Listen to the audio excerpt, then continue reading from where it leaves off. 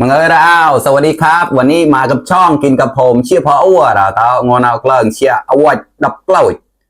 เอาไว้ดับเกล้าจะทำกับอาตูเกล้าจะเนมกับแปมซาตูได้สำดอบเดี๋ยวตาตีปล่อยแล้วก็เฮ้ยนะเสียมาก็ได้หมดไส้แต่เรื่องงอนเอาเชี่ยก็ปล่อยนะวันนี้ก็มากินยำฮูมูครับหรือเป็นหน้ากากมันครับ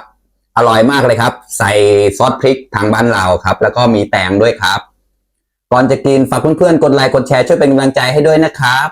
hãy để lại để share nha đã tao thì club chia một cho độc tôm nồng nào cả thì một sai thôi đó thì chia cái đó đã นี่เลยครับแซ่บๆครับรอเต้าเงาได้ประมาณนี้ครับอย่าให้ดูครับเนี่ยชิมก่อนอร่อยมากโอเคครับใส่พริกแห้งด้วยครับเผ็ด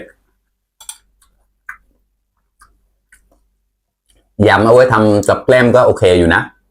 แปมยุยได้แล้วแฉมนะ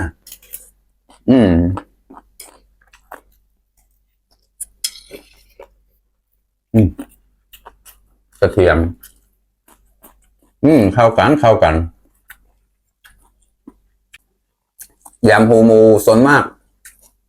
เขาจะไม่กินกับแกล้มผักก็เลยไม่เอาผักมาครับมีแตงอยู่ในนี้แล้วก็กินในนี้เลยครับในม่วงมะนาวเชียร์ไม่น่าดีครับเดี๋ยวแค่ในบุญแล้วนะเชียร์บนหน้าละ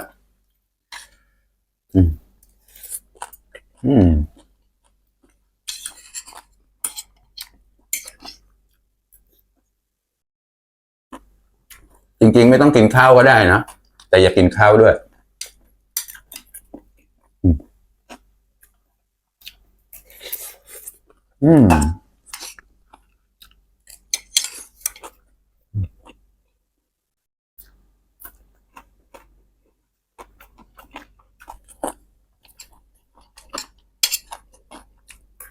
อร่อยมาก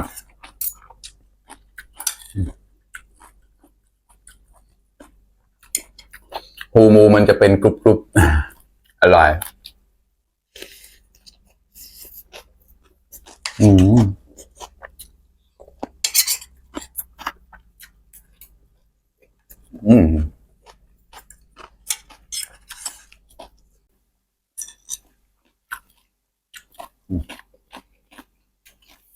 เจ้าเดือดซ่อนนะปลาเดี๋ยวแล้ว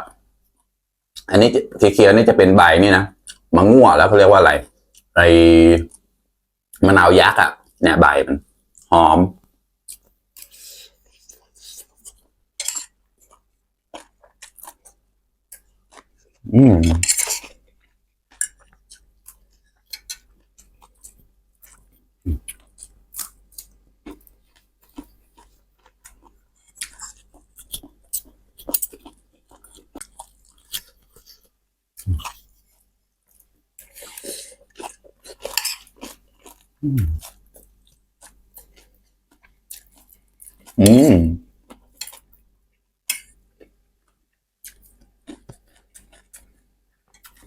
ดีมากเลยครับ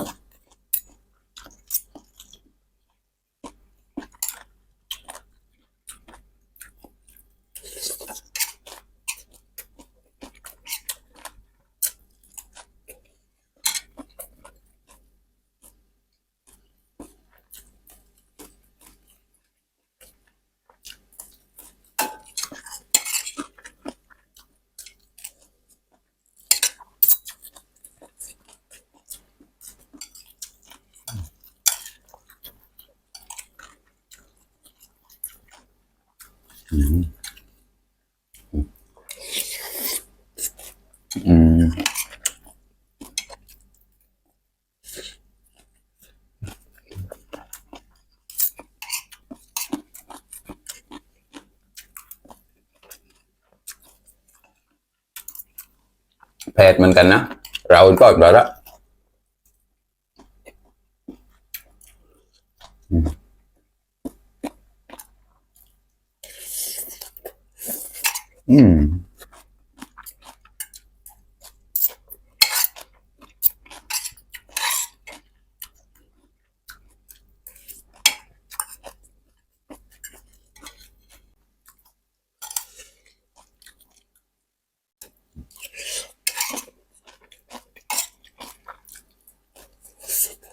อืม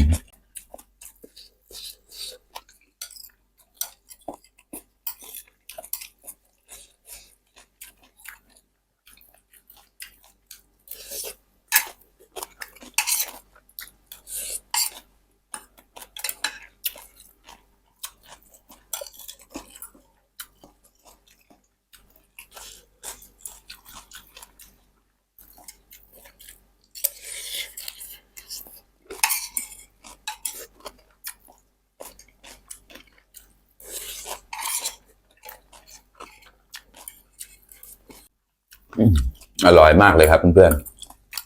ๆจริงๆมีกับข้าวอยู่นะนึกยังไงไม่รู้วันนี้อยากกินยำหูหมูก็เลยไปตลาดนัดมาก็ได้หูหมูมาชิ้นหนึ่งอร่อยkhoa này em làm cái chia áo quần này lên em tao là gọi nó đã biết là mò chẳng gọi để thải cho thành là đó mò cự bè làm sao tù rồi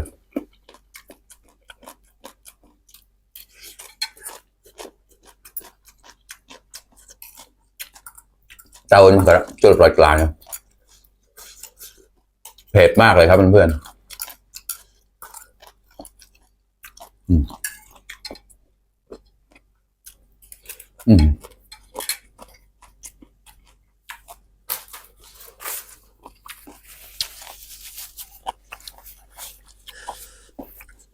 โอเคครับเพื่อนๆอิ่มไปอีก1 มื้อแล้วครับอิ่มมากเลยครับแล้วก็เผ็ดด้วยครับไม่ไหวแล้ววันนี้เรือครับ